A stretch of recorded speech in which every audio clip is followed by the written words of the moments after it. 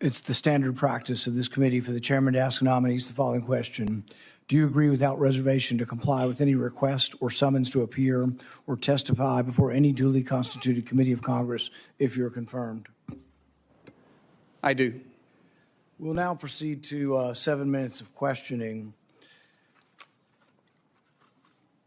The record should show, and I think will show, a lack of contrition, no apology, and no regrets for your support. You completely understand the violence that was perpetrated on me. You're unrepentant. The only thing you quibble about is whether I met you somehow when you were in the house. I don't think we ever met when you were in the house. And this idea that the only thing you're upset about is not that you were for violence.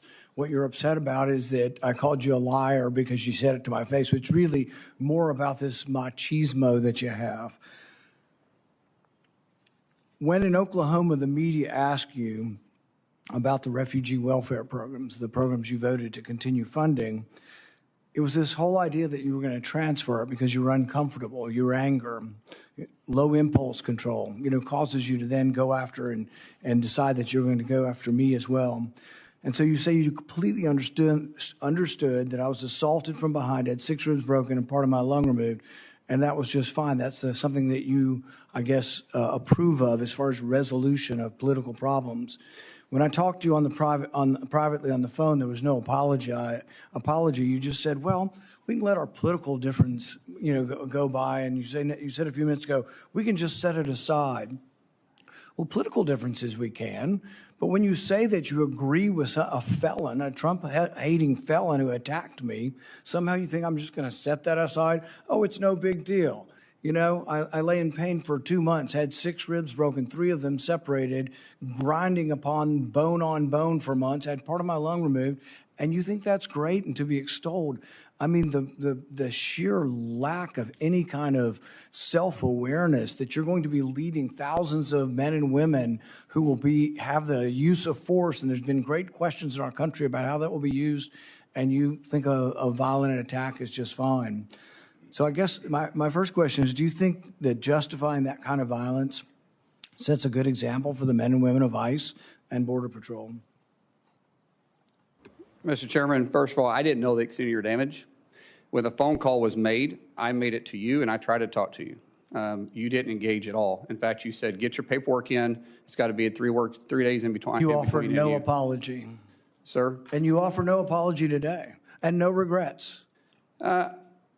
Haven't heard the word apologize, haven't heard the word regret, haven't heard I misspoke and it was heated and I made a mistake. Haven't heard any of those words.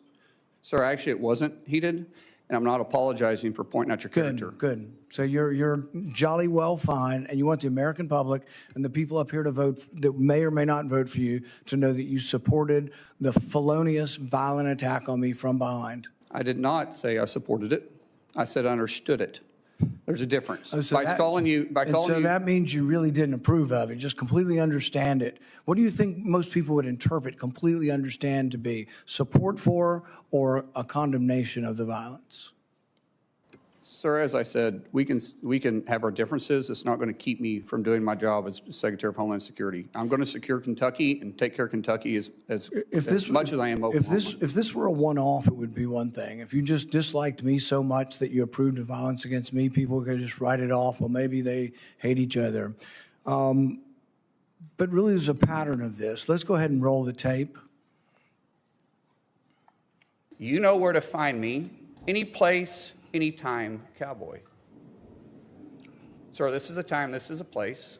If you want to run your mouth, we can be 2 consenting adults. We can finish it here. Okay, that's fine. Perfect. You want to do it now? I'd love to do it right now. Well, stand your butt up then. You stand your butt up. Oh, hold on. Big guy. Oh, stop it. Is that your solution every poll? No, sit down. Sit down. Look at you. You're a United States Senator. Sit down. Active. Oh, okay. Sit down, please. All right. Can I respond? Mr. Hold it. If he got up too, would you have gone at it right there in the hearing room? I would have probably jumped over the dais at that point. You have to be called out on it. If not, this guy continues to get away with this stuff. And it's just, it's silly, it's stupid, but every now and then you need to get punched in the face.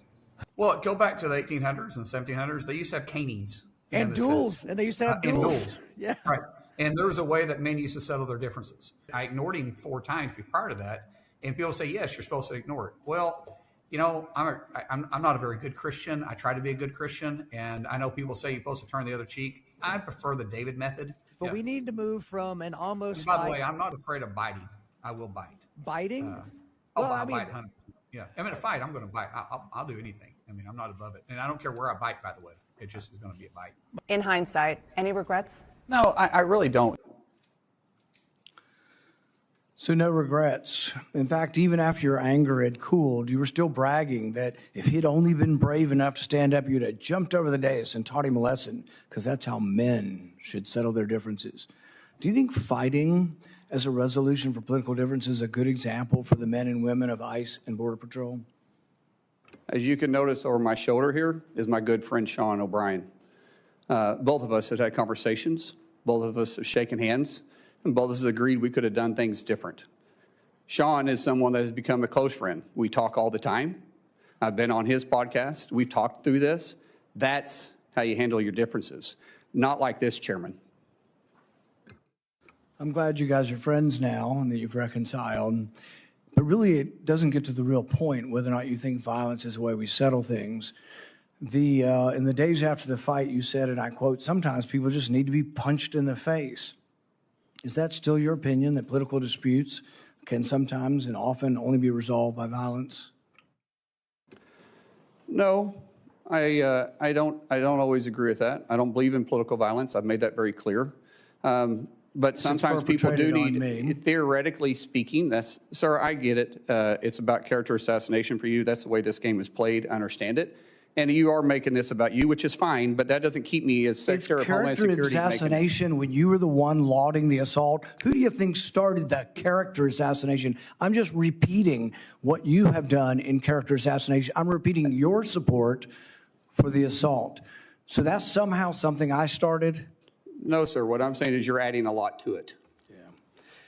In the days after the fight, you did many interviews in which you justified the violence as historically justified by precedents, such as caning and dueling. Is it today your opinion that the caning of Charles Sumner was not only justified, but argues still for resolving our political differences with violence? What I was simply pointing out is some of the rules that still apply to this body. For instance, dueling with two consenting adults is still there. I was pointing out what is still illegal for 170 years. There's no precedent for legal dueling. Even then, they fled the country. Do you realize that the man that beat Charles Sumner with a cane, he beat him till he was unconscious? You know why no senators intervened? Because his friend held a gun on the other senators, and he kept beating him until he crushed his skull. That's what you're insinuating is the precedent of the Senate, and that's what you live by. That is a very, very dangerous sentiment.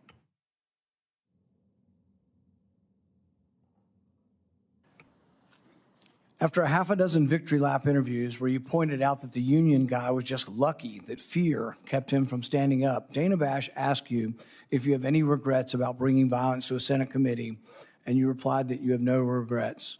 Today you've said you have no regrets about being happy, being completely understanding why I was attacked from behind. You had no regrets about, instigating a brawl in a Senate committee hearing. Are those still your opinions?